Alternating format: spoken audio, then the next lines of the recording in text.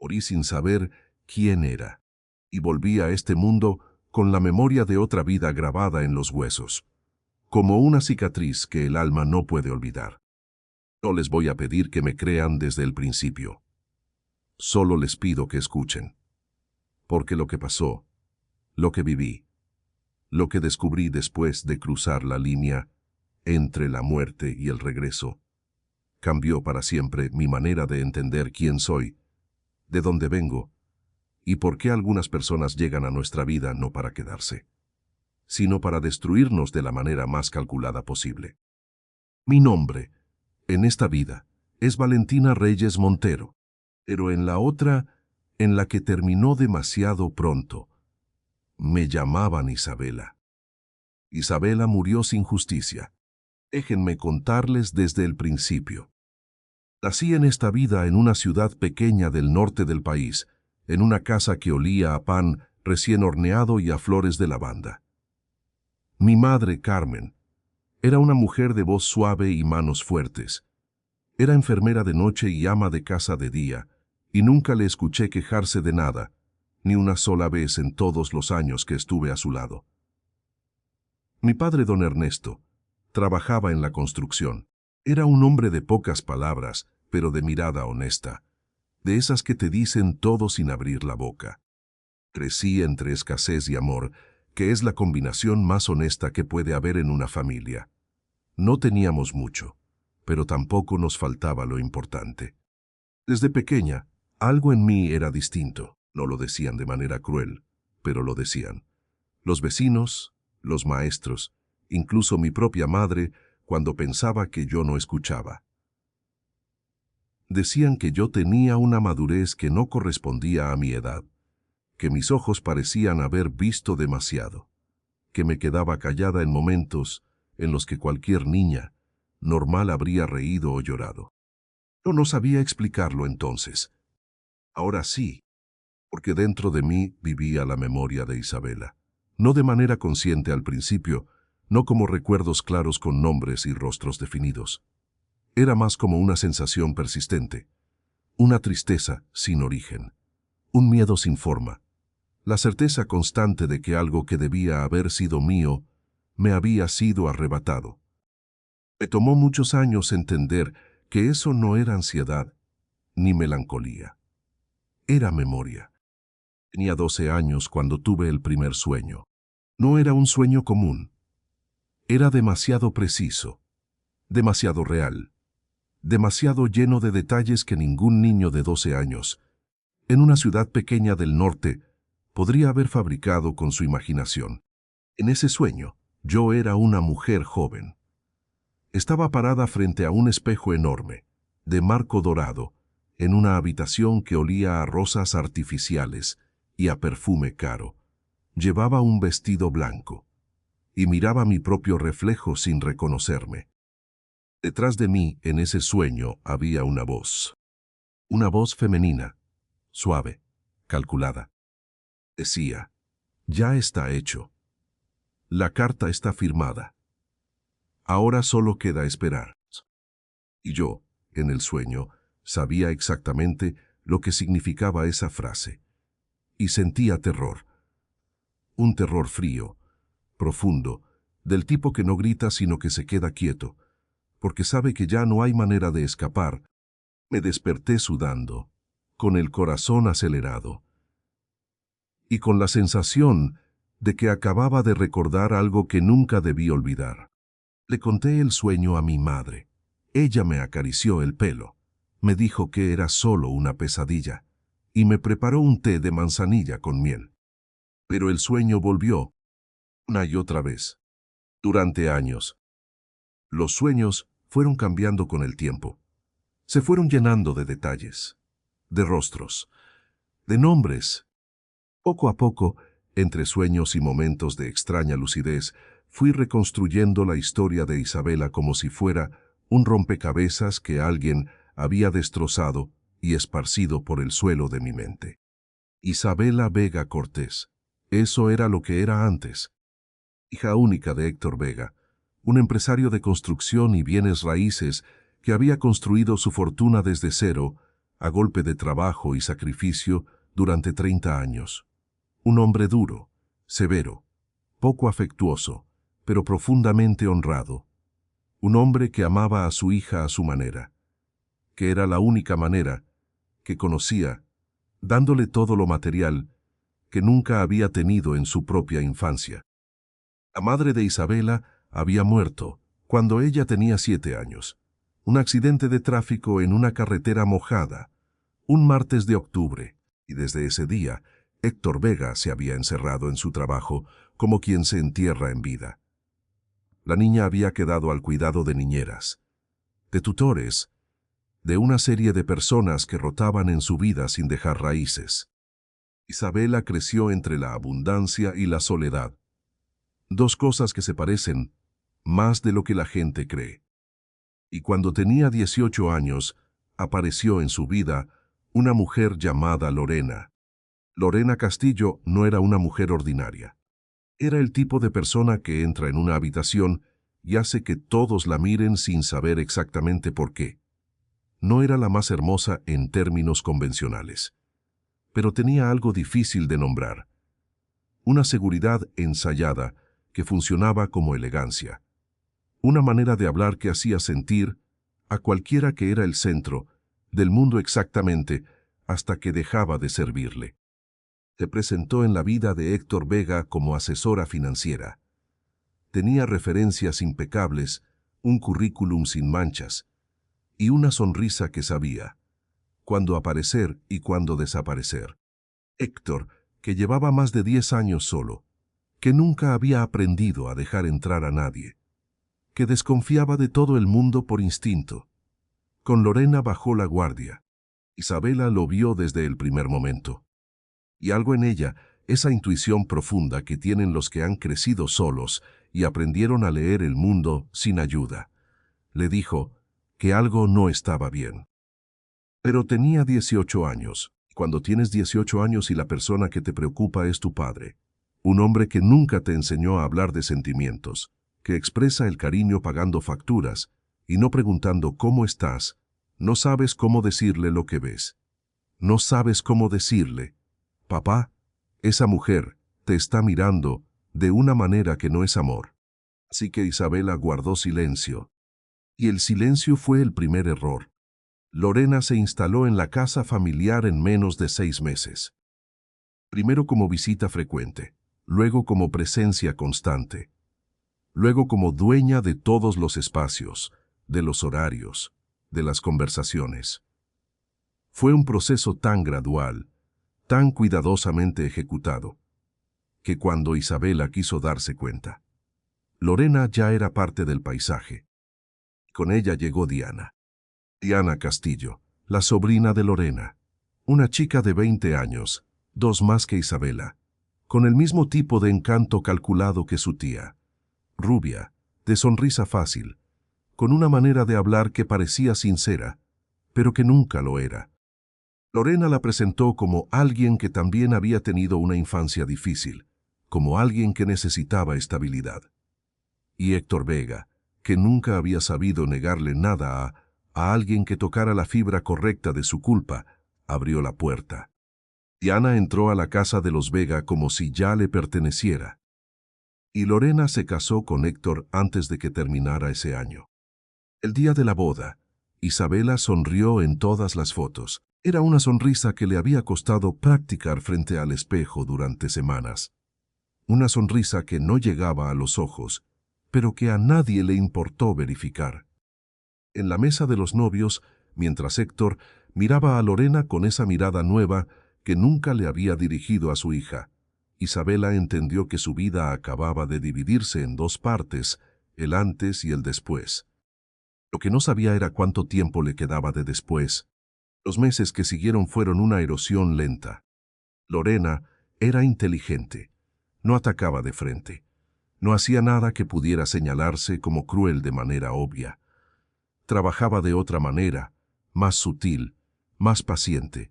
Empezó a hablar con Héctor sobre la irresponsabilidad de Isabela, sobre su falta de dirección, sobre la manera en que gastaba, sin pensar en el futuro de la empresa familiar. Nada de eso era cierto. Isabela estudiaba arquitectura con notas brillantes, trabajaba los fines de semana en el despacho de su padre aprendiendo el negocio, y vivía de manera austera a pesar de tener acceso a recursos que muchos jóvenes de su edad habrían dilapidado sin pensarlo. Pero la percepción, bien cultivada, puede ser más poderosa que la realidad. Y Lorena era una artista de la percepción. Al mismo tiempo, Diana se posicionaba como la hija modelo, siempre presente, siempre disponible, siempre con el comentario correcto en el momento correcto. Le llevaba el café a Héctor por las mañanas, le preguntaba por sus proyectos, lo escuchaba con esa atención exagerada que los inseguros confunden con amor. Héctor empezó a referirse a Diana como la chica, primero, luego como Diana, que tiene tanto potencial. Luego, en una cena que Isabela no olvidaría nunca, como la hija que siempre quise tener a mi lado, en el negocio. Lo dijo sin mirar a Isabela, o quizás precisamente porque sí la miraba. La situación llegó a un punto de quiebre cuando Isabela cumplió 21 años. En ese cumpleaños, que pasó casi desapercibido en la casa de los Vega mientras Lorena reorganizaba la agenda de Héctor, Isabela encontró por accidente un documento en el escritorio de su padre. Era un borrador de testamento.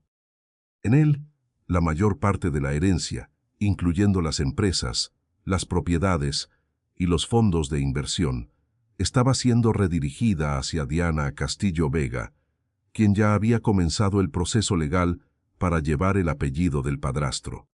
A Isabela le dejaban una cantidad fija, significativa en términos absolutos, pero marginal comparada con lo que representaba el patrimonio completo. Una cantidad que cualquier abogado sabría presentar como generosa, sin serlo realmente. Se le cerró la garganta, no de rabia inmediata, sino de esa comprensión fría que llega cuando finalmente entiendes que lo que intuías desde el principio era verdad, y que el tiempo que perdiste esperando equivocarte era tiempo que ellas usaron para prepararse. Isabela tomó una foto del documento con su teléfono y volvió a dejarlo exactamente donde estaba. Esa noche no durmió, pero no lloró. Empezó a planear. Lo que Isabela no sabía es que Lorena la había visto. Una pequeña cámara instalada en el despacho de Héctor, uno de los ajustes de seguridad que Lorena había propuesto meses atrás y que Héctor había aceptado sin preguntas. Había registrado todo. Lorena vio el video esa misma noche y entendió que los tiempos habían cambiado, que ya no podían actuar con calma, que Isabela era más inteligente de lo que habían calculado y que si tenía tiempo de actuar, podía deshacer meses de trabajo. Esa noche, Lorena y Diana tuvieron una conversación que Isabela nunca llegó a escuchar. Una conversación que terminó con una decisión. 3 días después, Isabela recibió una llamada de un número desconocido. La voz al otro lado era de un hombre. Le dijo que tenía información sobre las actividades de Lorena Castillo antes de su matrimonio, información que podría interesarle. Le propuso encontrarse esa misma tarde en un café del centro. Isabela dudó, pero pensó que cualquier información era mejor que ninguna, que si alguien más había detectado lo que ella veía, esa persona podía ser su aliado. Fue al café. El hombre no estaba. En cambio, encontró una nota en la mesa donde se suponía que debían reunirse. La nota decía: el parking subterráneo, planta -2. Hay algo que necesitas ver. Debería haberse ido. Cualquier persona con menos que perder lo habría hecho. Pero Isabela tenía todo que perder. Y eso, paradójicamente, la hizo seguir caminando hacia adentro. El parking estaba casi vacío a esa hora de la tarde. Bajó las rampas con el corazón acelerado pero los pasos firmes. Llegó a la planta -2. La luz parpadeaba. El olor a cemento húmedo y a aceite de motor era casi asfixiante. No había nadie. Y entonces escuchó pasos detrás. Antes de que pudiera girarse, algo le golpeó la cabeza, y el mundo se apagó. Isabela Vega Cortés murió esa tarde en un parking subterráneo, sola, sin testigos, sin despedidas. El golpe fue suficientemente calculado para simular un accidente. Una caída. Un resbalón en el suelo mojado.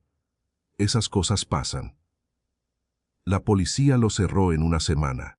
Lorena lloró en el funeral con una perfección que habría ganado premios. Héctor, roto de una manera diferente a la que había estado roto antes, firmó los documentos que le pusieron delante sin leerlos del todo. No podía. El dolor lo había vaciado. Diana, al lado de Lorena, con la cabeza inclinada y las manos cruzadas, esperó. Y heredó. Eso es lo que fui antes. Una mujer que murió sin justicia, sin defensa, sin que nadie la oyera a tiempo. Y entonces renací aquí, en esta ciudad pequeña del norte, con el nombre de Valentina, con una madre que olía a lavanda, y un padre de pocas palabras pero mirada honesta. Renací con los sueños de Isabela, en el fondo de los huesos. Si todavía estás aquí, escuchando esto, necesito decirte algo antes de seguir. Las historias como esta no son fáciles de encontrar. Las historias que hablan de lo que el alma recuerda, cuando el cuerpo ya no está. De lo que sobrevive cuando todo lo demás es arrebatado. De cómo la verdad, aunque tarde años, siempre encuentra una grieta por donde volver a la luz. Si esta historia te está tocando de alguna manera, si sientes que hay algo en ella que resuena contigo, te invito a quedarte en este canal. Porque hay más historias como esta esperando ser contadas.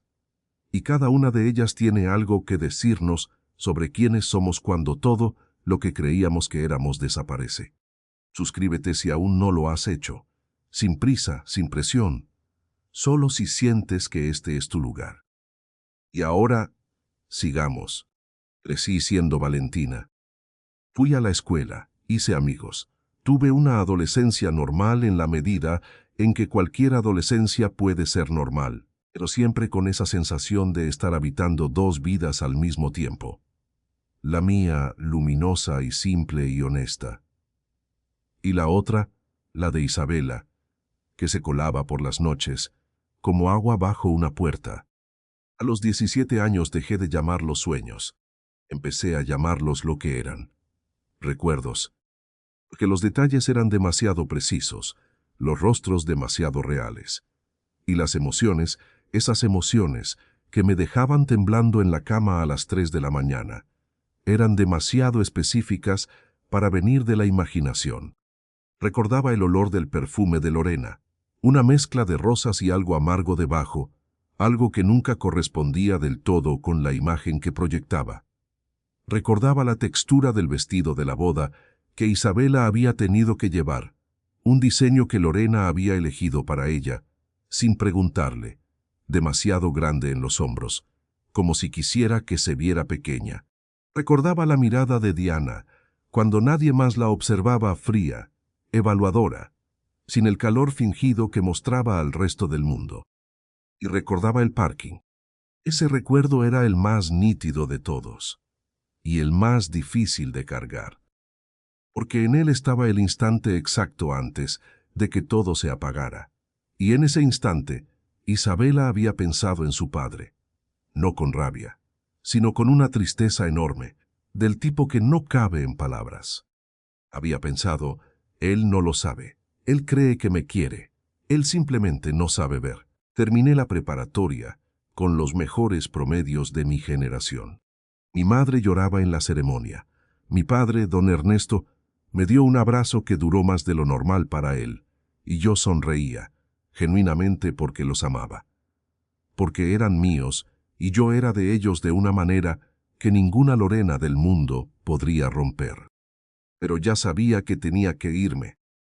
No porque no amara mi hogar, sino porque algo dentro de mí, esa parte que todavía era Isabela, me empujaba hacia una dirección que yo no había elegido racionalmente. Me empujaba hacia la ciudad, hacia la verdad. Estudié Derecho, no porque hubiera planeado ser abogada necesariamente, sino porque quería entender cómo funciona el sistema, cómo se construyen las mentiras legales, cómo alguien puede tomar lo que no le pertenece y hacerlo suyo con el papel correcto firmado en el momento correcto. Quería entender cómo lo habían hecho Lorena y Diana. Y quería encontrar la grieta. La universidad me cambió de maneras que no esperaba. No académicamente, aunque eso también. Me cambió porque fue ahí donde empecé a entender que lo que yo llevaba adentro no era una maldición ni una enfermedad. Era información. Era una ventaja si sabía usarla correctamente. Aprendí a estudiar a las personas de la misma manera en que Lorena lo había hecho con Héctor. Pero con el propósito contrario, no para manipular, sino para proteger, para ver las grietas en la fachada antes de que se convirtieran en trampas. Me volví buena en eso. Demasiado buena, decían algunos. Incómoda, decían otros. Yo prefería llamarlo necesario. Fue también en la universidad donde conocí a Rodrigo. Rodrigo Fuentes era 4 años mayor que yo, estudiante de posgrado en Ciencias Económicas, hijo de una familia de clase media, que había llegado a la universidad a punta de becas y trabajo nocturno. Tenía esa energía tranquila de las personas que no necesitan demostrar nada, porque ya saben quiénes son. Nos hicimos amigos primero, luego algo más complicado que la amistad y más honesto que el romance convencional. Rodrigo era el primero al que le conté sobre los sueños. Lo hice una noche, sentados en el techo del edificio donde él vivía, mirando la ciudad encendida debajo. Lo dije de golpe, sin prepararlo, porque las cosas importantes a veces es mejor decirlas así, sin embalaje, directamente.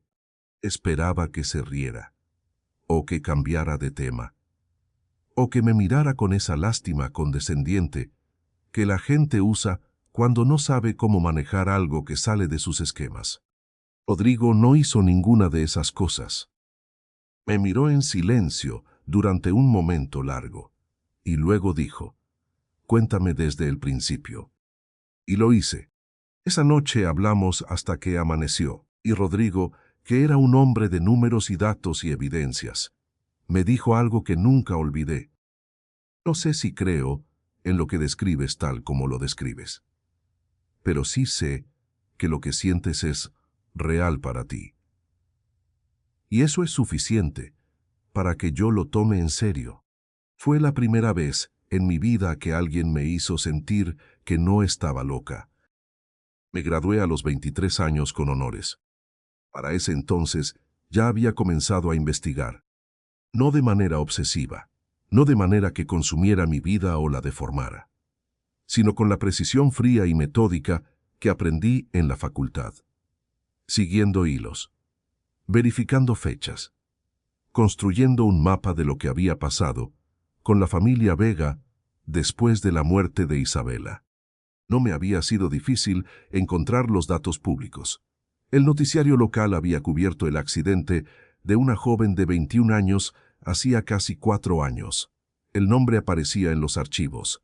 Isabela Vega Cortés, hija del empresario Héctor Vega. Muerte accidental. Caso cerrado. Seguí el rastro de las empresas de Héctor Vega. Encontré que, efectivamente, en los 2 años posteriores a la muerte de su hija, la estructura corporativa había cambiado de manera significativa. Diana Castillo Vega, ahora oficialmente con el apellido del padrastro, aparecía como directora en 4 de las 7 empresas del grupo. Lorena figuraba como asesora ejecutiva, con participación accionaria. Héctor seguía siendo el nombre en la cima del organigrama, pero era un nombre cada vez más vacío. Los reportes financieros de los últimos 2 años mostraban una empresa que seguía siendo rentable en papel, pero que estaba siendo vaciada de adentro. Transferencias a subsidiarias fantasma. Contratos con proveedores vinculados a una empresa en el extranjero que, después de 3 capas de estructura legal, resultaba ser controlada por un holding que a su vez tenía conexiones con Orena Castillo, bajo otro nombre. Era elegante, era paciente. Era el tipo de fraude que puede durar años antes de que alguien lo vea, porque requiere tiempo para entender la arquitectura. Pero yo tenía tiempo. Y tenía algo más importante. Sabía lo que estaba buscando. Obtuve mi certificación como abogada a los 24 años. El mismo año, Rodrigo y yo nos mudamos juntos a la ciudad. No a la ciudad donde vivía la familia Vega, sino a la capital, donde conseguí un puesto en un despacho de derecho corporativo, especializado en litigios de herencias y fraudes empresariales. Era exactamente donde necesitaba estar. Aprendí todo lo que pude, trabajé más que nadie, dormí menos de lo que debería. Y usé cada caso que pasó por mis manos como práctica para lo que sabía que eventualmente tendría que hacer. Rodrigo me veía trabajar y a veces me decía, con la calma que lo caracterizaba: Val, tómate un descanso. Y yo le respondía, cuando termine. Él sonreía, me traía café y no insistía, porque entendía, aunque nunca lo dijo exactamente así, que yo no estaba solo construyendo una carrera. Estaba construyendo un caso. La oportunidad llegó cuando menos la esperaba. Tenía 27 años cuando el despacho donde trabajaba recibió a un nuevo cliente. Un hombre de negocios que quería revisar una serie de transacciones sospechosas relacionadas con un grupo de empresas de construcción. Las empresas en cuestión habían cambiado de manos de manera irregular en los últimos años. Mi jefe me asignó el caso sin saber la razón por la que mi corazón se detuvo un segundo cuando leí el nombre del grupo empresarial en el expediente. Grupo Vega Construcciones. Me tomé un momento a solas antes de aceptar el caso oficialmente. Fui al baño del despacho, cerré la puerta y me miré en el espejo. No sé exactamente qué buscaba en ese reflejo. Tal vez alguna señal de que estaba siendo irracional, de que debía declinar por conflicto de interés personal, de que lo correcto era alejarme y dejar que otro abogado manejara la situación. Pero lo que vi en el espejo fue a Isabela. No literalmente. Yo soy Valentina. Tengo mis propios ojos, mi propia cara, mi propia historia en esta vida. Pero vi en ese reflejo la determinación que Isabela nunca tuvo tiempo de actuar. Tomé el caso. El cliente que había contratado al despacho era un hombre llamado Arturo Mendoza. Gerente financiero del Grupo Vega durante 12 años, había sido despedido 18 meses antes bajo cargos de irregularidades contables, que él insistía eran fabricados. Tenía documentación, tenía registros, y tenía, sobre todo, la sospecha de que lo que había visto desde adentro durante los últimos años era un fraude de proporciones que iban mucho más allá de lo que se podía resolver en silencio. Lo entrevisté durante 4 horas el primer día. Me contó todo. La llegada de Lorena, los cambios graduales en la estructura de decisiones, la manera en que Héctor Vega había ido siendo desplazado de sus propias reuniones sin que él pareciera notarlo, la creación de subsidiarias que nadie podía explicar del todo, los pagos a proveedores que no correspondían con ningún trabajo real, y la muerte de Isabela, que Arturo mencionó de pasada, con la voz bajita, como quien menciona algo que siempre le pesó, pero nunca supo dónde colocar. Era una buena chica, dijo, inteligente. Veía cosas que los demás no veíamos. Yo siempre creí que su muerte fue demasiado conveniente, pero nunca tuve cómo probarlo. Me costó mantener la voz estable cuando le pregunté, ¿tiene acceso a los registros de ese periodo? Dijo que sí. Los siguientes 6 meses fueron los más intensos de mi vida profesional. Trabajé con 3 analistas, un contador forense y un investigador privado que Rodrigo conocía de un caso anterior. Reconstruimos la cadena de decisiones del Grupo Vega desde 5 años antes de la muerte de Isabela hasta el presente. Lo que encontramos era meticuloso y, al mismo tiempo, lleno de los pequeños descuidos que todos los fraudes tienen cuando se mantienen durante suficiente tiempo. Cuando crees que ya nadie está mirando, te vuelves sloppy. Cuando crees que el caso está cerrado, dejas de cubrir las huellas con el mismo cuidado del principio. Encontramos transferencias, encontramos contratos falsificados, encontramos la empresa en el extranjero, encontramos los registros de una cuenta bancaria en otro país a nombre de Lorena Castillo, abierta 3 meses antes de su matrimonio con Héctor Vega. Y encontramos algo más, algo que no esperaba. En los registros de seguridad del edificio donde Isabela había muerto, que nadie había pedido en su momento, porque la muerte se clasificó como accidental de inmediato, había una entrada de vehículo registrada a las 4 de la tarde del día en cuestión. El vehículo estaba registrado a nombre de una empresa de mensajería.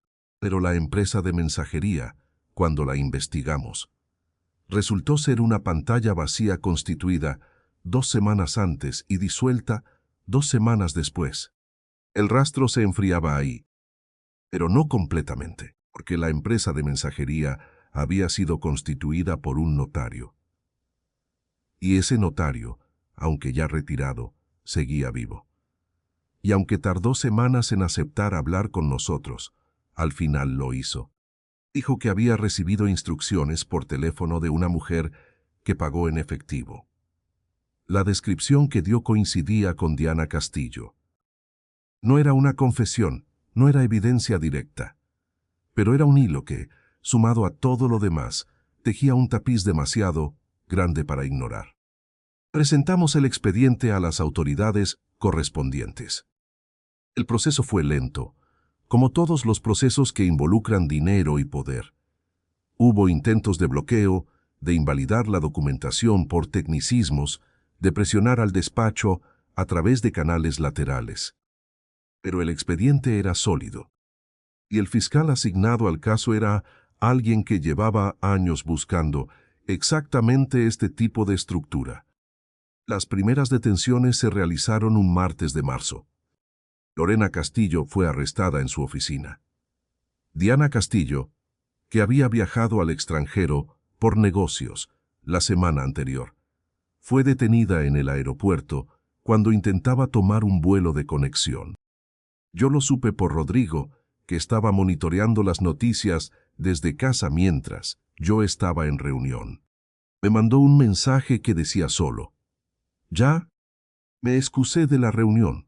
Fui al baño. Me senté en el suelo de uno de los cubículos y lloré durante 5 minutos exactos.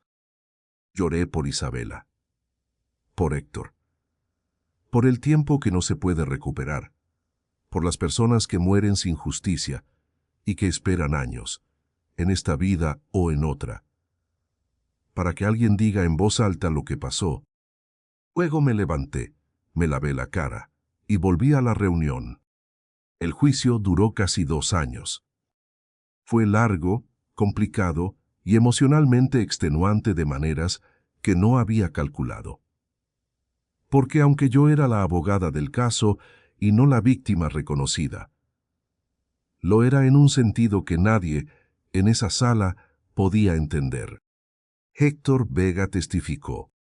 Era la primera vez que lo veía en persona, en esta vida, quiero decir. Era un hombre de 60 y pocos años, con el cabello completamente blanco y los hombros caídos de quien ha cargado algo demasiado tiempo. Caminaba con bastón, no por edad, sino por un problema de cadera que se había complicado con el estrés de los últimos años. Y tenía los ojos de alguien que ha pasado demasiado tiempo mirando hacia adentro, tratando de entender en qué momento se equivocó. Testificó durante 2 días. Fue honesto. Dolorosamente honesto. Admitió que había firmado cosas sin leerlas. que había confiado cuando no debía, que había dejado de ver a su hija, a la hija real, a Isabela, mientras se dejaba convencer de que Diana era lo que él necesitaba. En ningún momento dijo el nombre de Isabela, sin que la voz se le quebrara. Yo tomaba notas. Fingía que estaba tomando notas, pero no escribía nada que no hubiera escrito ya. Solo lo miraba. Y sentía una mezcla de cosas que no sé cómo describir del todo. Porque por un lado estaba la rabia de Isabela, esa rabia que había dormido durante años en mis huesos. Pero por otro lado estaba algo diferente, algo que se parecía a la compasión. Porque Héctor no era el villano de esta historia. Era alguien que también había sido víctima, a su manera, de su propia incapacidad para ver. El veredicto llegó un viernes. Lorena fue condenada por fraude empresarial, falsificación de documentos y participación en la elaboración de una serie de actos delictivos que incluían la creación de empresas fantasma y la malversación de fondos por un monto de varios millones.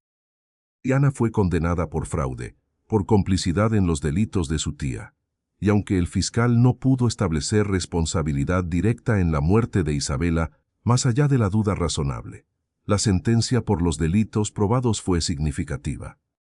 Ambas fueron a prisión. El patrimonio del Grupo Vega, lo que quedaba de él, comenzó un proceso de restitución.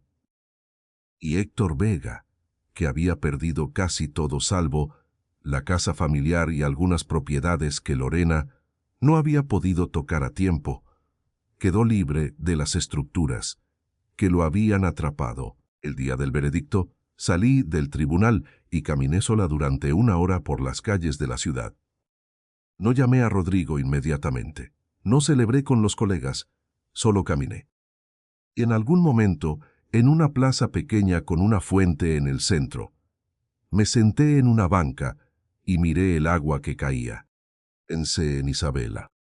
Pensé que si existe algo del alma que persiste, si hay alguna forma en que algo de lo que fuimos se queda flotando en algún lugar entre una vida y la siguiente, entonces, en ese momento, Isabela estaba en paz. No completamente, porque la justicia siempre es incompleta cuando la persona a quien le fue negada ya no puede recibirla directamente. Pero en la medida en que la justicia puede ser, estaba. Y eso tenía que ser suficiente. 3 semanas después del veredicto recibí una llamada. Era de la asistente personal de Héctor Vega. Me pedía si podía reunirme con él, no en términos legales, explicó, solo para hablar. Él había leído los documentos del caso. Había visto mi nombre en los registros como abogada principal y quería decirme algo en persona. Era una situación extraña desde cualquier ángulo que la mirara. Desde el ángulo legal, el caso ya estaba cerrado y no había razón formal para reunirme con él. Desde el ángulo personal, desde ese ángulo, era complicado de una manera que no podía explicarle a nadie. Pero dije que sí. Nos reunimos en una cafetería tranquila en el centro, una tarde de otoño con el cielo gris y el olor a tierra mojada que tiene esa ciudad cuando comienza a enfriarse. Héctor llegó antes que yo. Lo vi desde la puerta, un hombre mayor, sentado con una taza de café entre las manos, mirando hacia la calle con esa expresión de quien ya no espera nada en particular, pero tampoco ha renunciado del todo a algo. Me acerqué. Me presenté, le di la mano. Él la tomó con las dos suyas. Fue un gesto inesperado, casi involuntario, como el gesto de alguien que lleva mucho tiempo sin tener nada a qué aferrarse. Gracias, dijo sin preámbulos.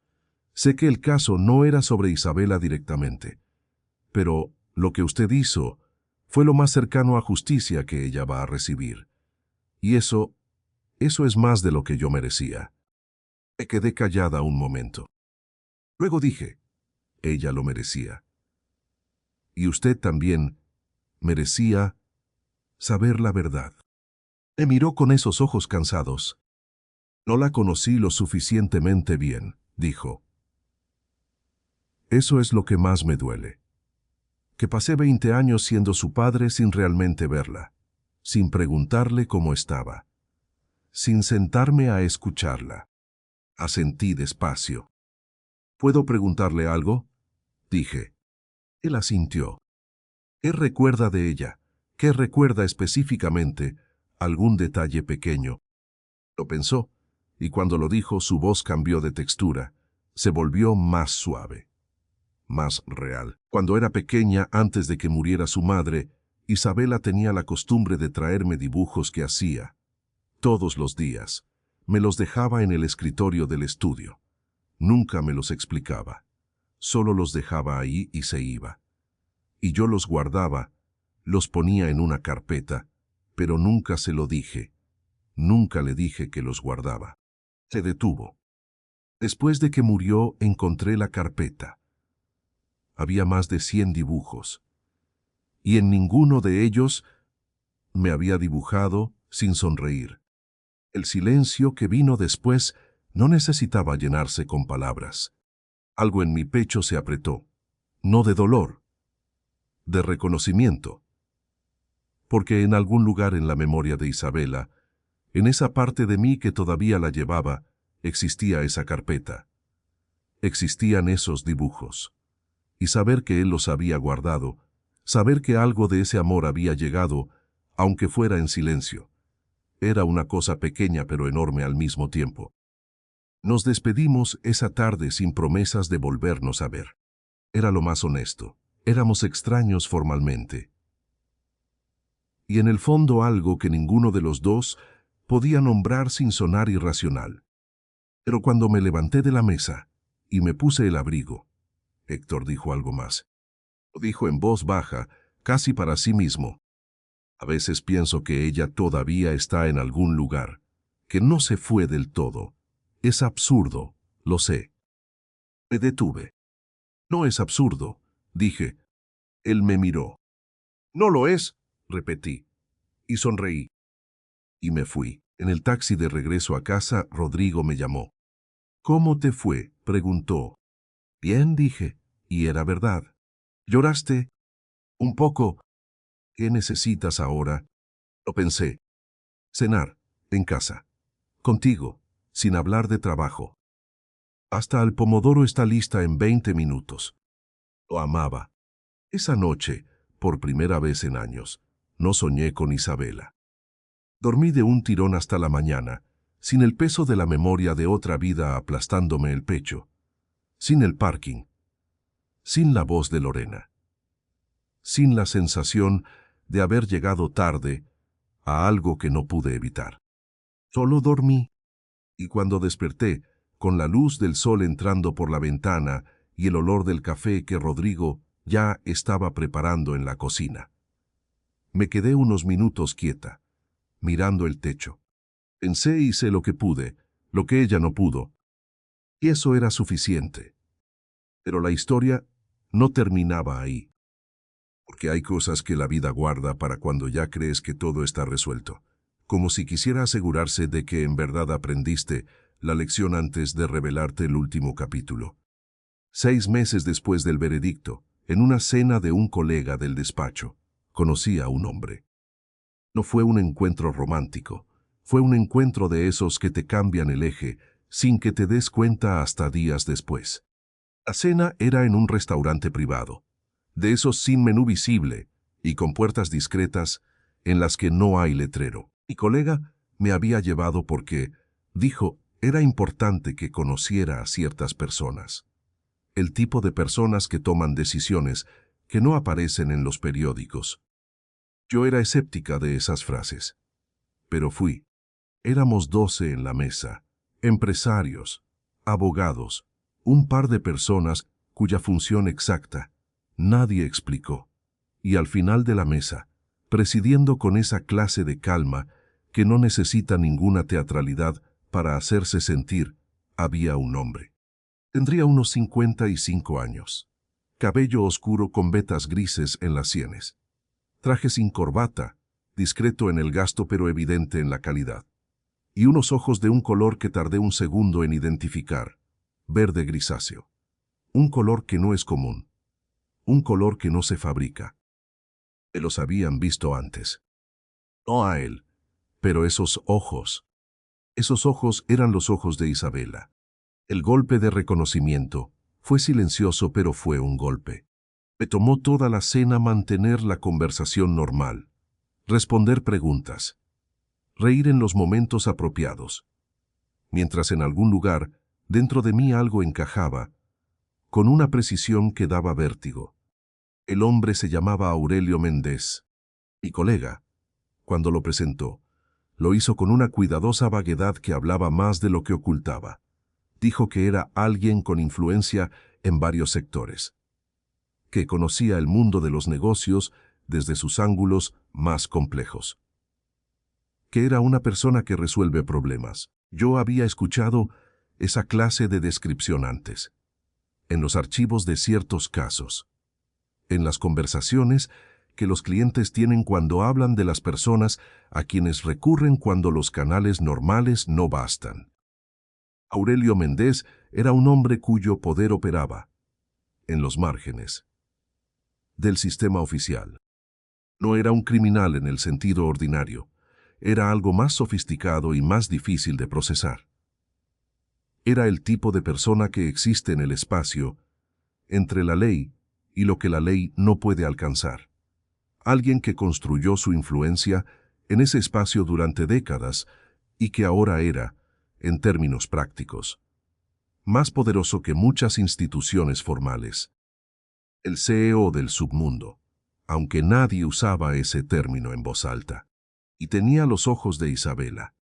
Al final de la cena, cuando los demás comenzaban a dispersarse en conversaciones de sobremesa, Aurelio Méndez se acercó a mí. No con intención visible, simplemente se movió en mi dirección con la naturalidad de alguien que raramente tiene que perseguir nada, porque las cosas tienden a llegar a él. Fue una buena actuación en el caso Vega, dijo en voz baja. Lo miré. No fue una actuación, dije. Lo sé, por eso lo dije como un halago. Hubo un silencio breve. ¿La conocí a ella?, dijo entonces, a Isabela Vega. El nombre saliendo de su boca fue como una piedra en el agua. ¿La conoció?, pregunté, manteniendo la voz neutral. Brevemente, hace años. Ella tenía 10 u 11. Yo tenía una conexión con su familia que nunca se desarrolló del todo. Hizo una pausa. Hay cosas que uno deja sin resolver por razones que en su momento parecen sensatas, y que con el tiempo resultan ser el error más grande. Me miró directamente. ¿Por qué ese caso?, preguntó. ¿Por qué se involucró en algo que no era suyo? Era una pregunta que yo esperaba que alguien me hiciera eventualmente. No esperaba que fuera él. Podría haber dado la respuesta de abogada, compromiso con la justicia, el cliente lo requería. Los hechos eran irrefutables. En cambio dije, porque alguien tenía que hacerlo, y porque yo sabía dónde buscar. Él asintió despacio, como si eso fuera exactamente lo que esperaba. Sé más sobre ese caso de lo que la documentación oficial muestra, dijo entonces. Si alguna vez necesita completar el cuadro, ya sabe cómo encontrarme. Me entregó una tarjeta, sin nombre, solo un número de teléfono. Y se fue. Pasé 3 semanas mirando esa tarjeta. Rodrigo la vio en mi escritorio una noche y preguntó de dónde era. Le conté la cena, le conté la descripción que mi colega había hecho de Aurelio Méndez. Le conté los ojos. Rodrigo es un hombre que procesa las cosas en silencio y habla, cuando ya sabe, lo que quiere decir. Así que escuchó todo y luego dijo, ¿qué crees que es? No lo sé exactamente, dije, pero sé que tiene algo que necesito saber. Y puedes separar lo que necesitas saber de lo que quizás es mejor no saber. Era la pregunta correcta. La estuve pensando otros 5 días, y luego llamé al número de la tarjeta. Nos encontramos en un lugar que Aurelio eligió, una sala de reuniones en la planta alta de un edificio de oficinas que por fuera parecía perfectamente ordinario. Solo, sin asistentes, sin intermediarios. Me ofreció café. Lo rechacé. Se sentó frente a mí con esa calma suya que ya empezaba a reconocer como su estado natural. ¿Qué sabe de la madre de Isabela Vega?, pregunté directamente. Una ligera variación en sus ojos, imperceptible si no estuvieras mirando con atención. Pero yo estaba mirando con atención. Lo suficiente, dijo.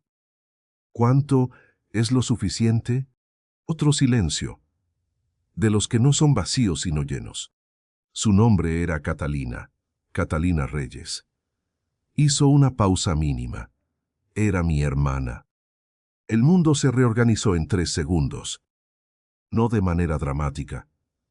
No con música de fondo ni con el tipo de revelación que colapsa todo de golpe. Fue más silencioso que eso. Fue como cuando ves un estereograma y de repente la imagen escondida aparece y ya no puedes dejar de verla, aunque también ya no puedes explicar cómo no la viste desde el principio. Catalina Reyes. El apellido de mi madre en esta vida. El apellido con el que fui criada.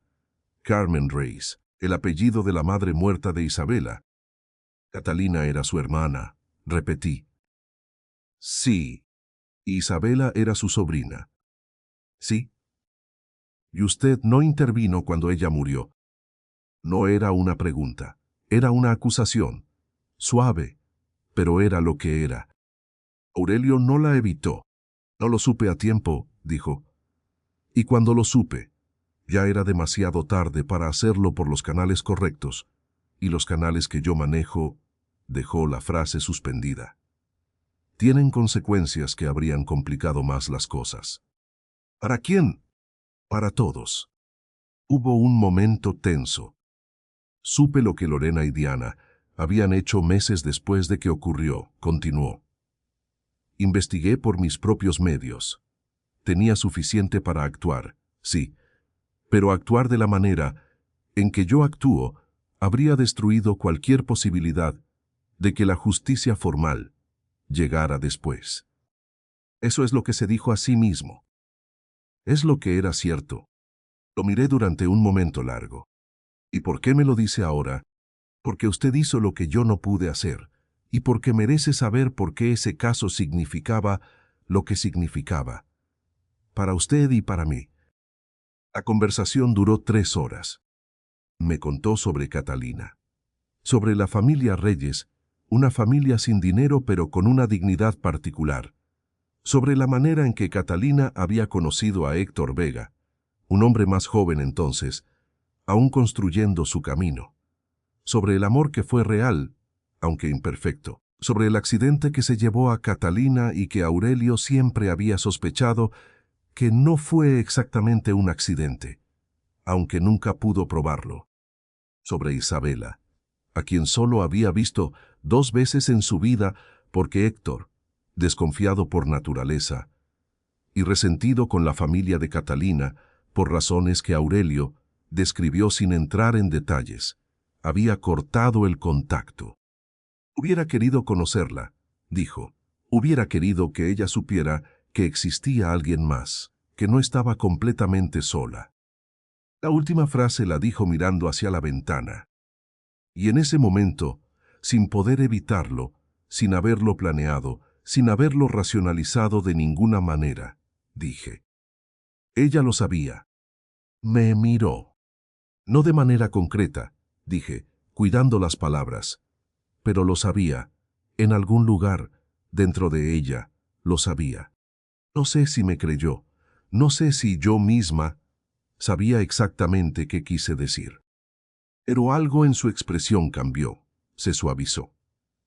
De una manera que probablemente muy poca gente había visto en ese hombre. Salí de ese edificio con la cabeza llena y los pies pesados. Caminé durante 1 hora antes de llamar a Rodrigo. Cuando contestó, dije, tengo que contarte algo. ¿Estás bien? Sí, solo necesito hablar. ¿Dónde estás? En la Plaza de la Fuente. Llego en 15 minutos. Y llegó en 12. Le conté todo mientras el agua de la fuente sonaba de fondo y el sol comenzaba a bajar. Rodrigo escuchó, como siempre, sin interrumpir. Solo cuando terminé me preguntó, ¿y cómo te sientes? Lo pensé, como cuando terminas de leer un libro que tardó años en escribirse y resulta que el último capítulo explica todos los detalles que no entendías al principio. Y eso es bueno. Es completo. No bueno ni malo, completo. Sintió. ¿Qué vas a hacer ahora? Miré el agua. Vivir, dije. Esta vida. La mía. La de Valentina. ¿Y con él? No lo sé todavía, pero creo que hay algo ahí que tiene que desarrollarse a su tiempo. No con prisa, no con expectativas grandes. Solo ver qué es. Rodrigo puso su mano sobre la mía. Yo estoy aquí, dijo. Lo sé. En los meses que siguieron, Aurelio Méndez y yo construimos algo que no tiene nombre exacto. No fue una relación familiar en el sentido convencional. Era demasiado tarde para eso, y ambos lo sabíamos. Era algo más parecido al reconocimiento mutuo, de dos personas que comparten una pérdida que ninguno de los dos puede explicar del todo.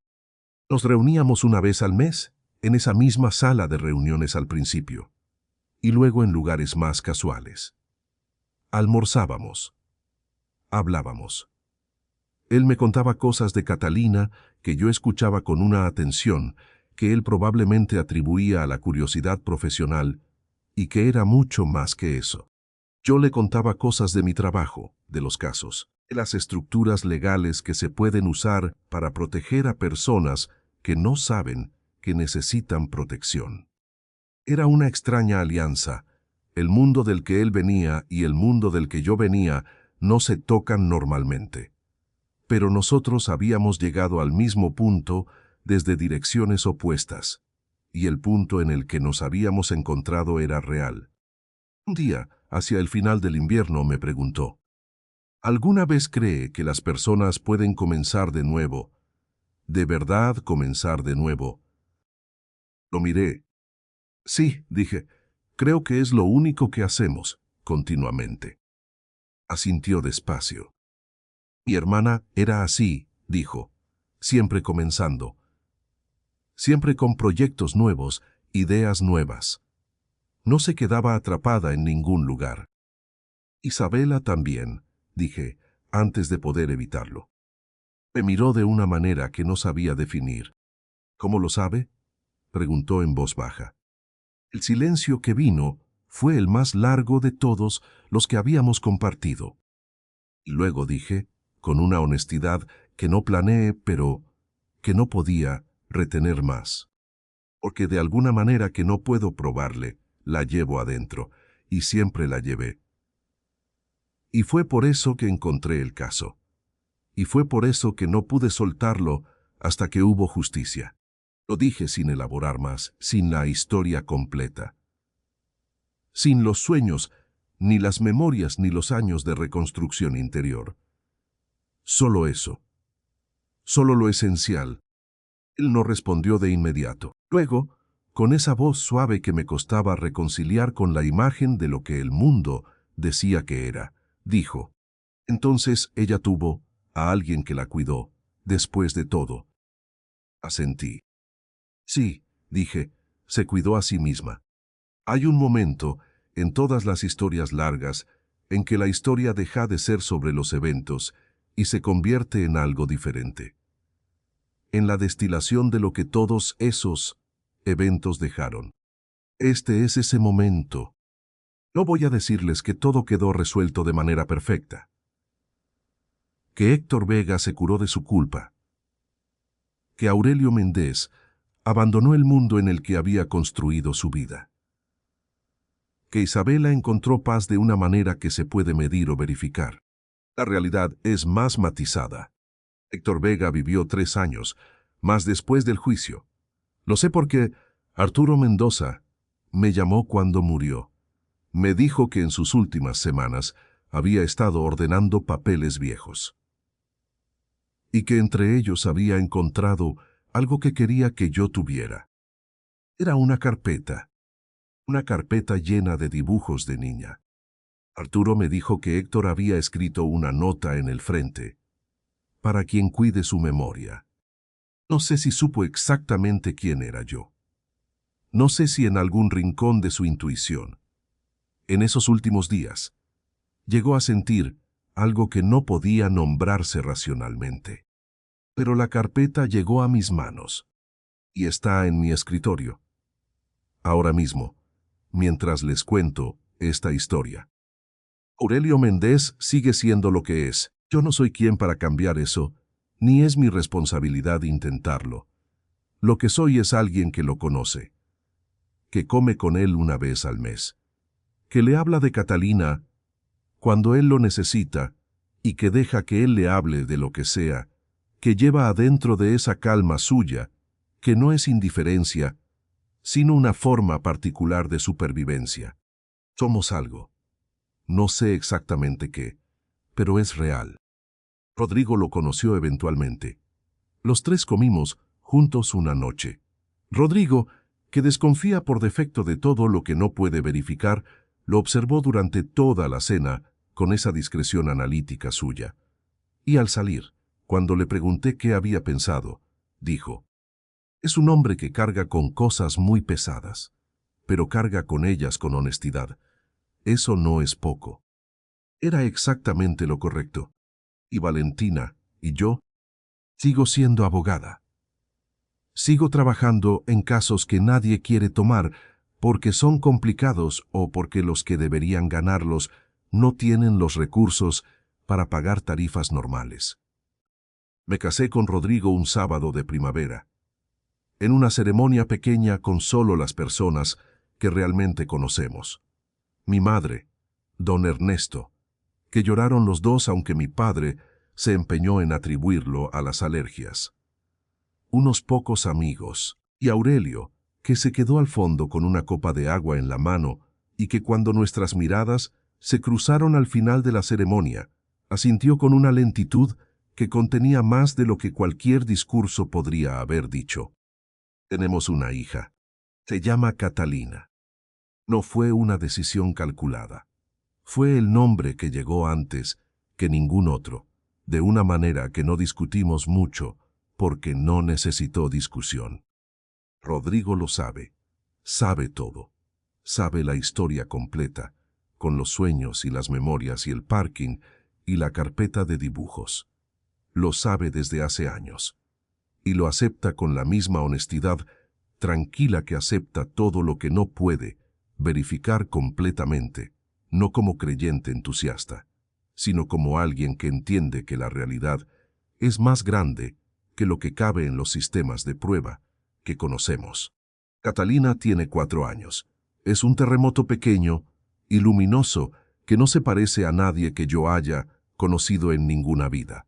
Tiene sus propios ojos, su propia manera de ver el mundo, su propia historia que todavía no sabe que está comenzando. Le cuento historias antes de dormir. No esta historia, todavía no. Algún día, cuando sea lo suficientemente grande para cargar con ella sin que la aplaste. Le cuento historias de mujeres que fueron fuertes, de personas que se equivocaron y que lo intentaron de nuevo, de familias que no siempre se parecen a lo que uno espera, pero que son reales de todas formas. Le cuento que a veces se pierde algo muy valioso y que la pregunta no es cómo recuperar exactamente lo que se perdió, sino qué hacer con lo que aprendiste al perderlo.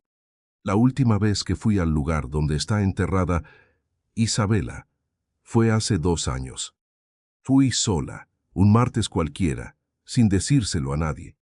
El cementerio era tranquilo, la lápida era modesta, de mármol oscuro, con solo el nombre y las fechas.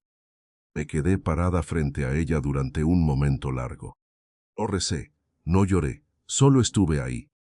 Y luego dije, en voz muy baja, lo único que sentí que tenía que decirse. Lo hice. Y lo volveré a hacer si hace falta.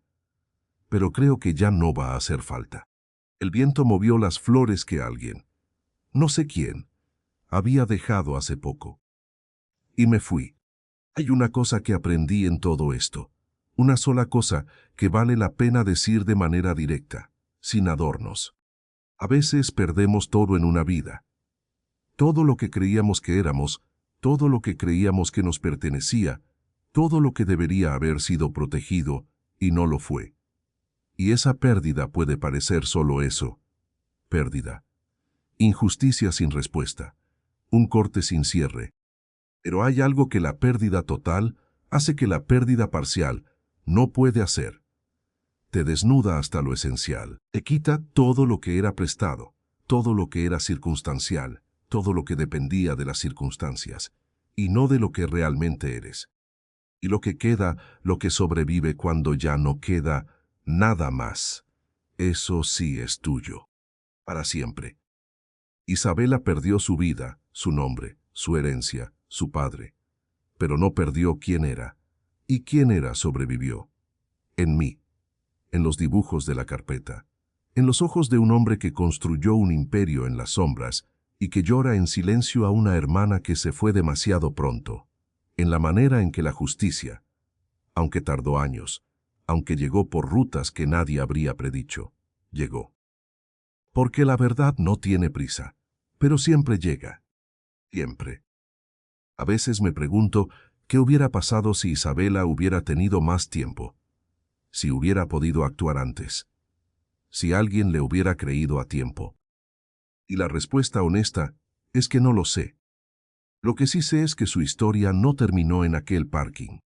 Terminó aquí, con esta voz, con estas palabras, con estas manos que firmaron los documentos correctos, y estas piernas que caminaron por los pasillos correctos, y esta memoria que nunca, ni en la vida más ordinaria y más segura, olvidó lo que era necesario recordar. Mi nombre es Valentina, y también soy Isabela, y soy, finalmente, completa.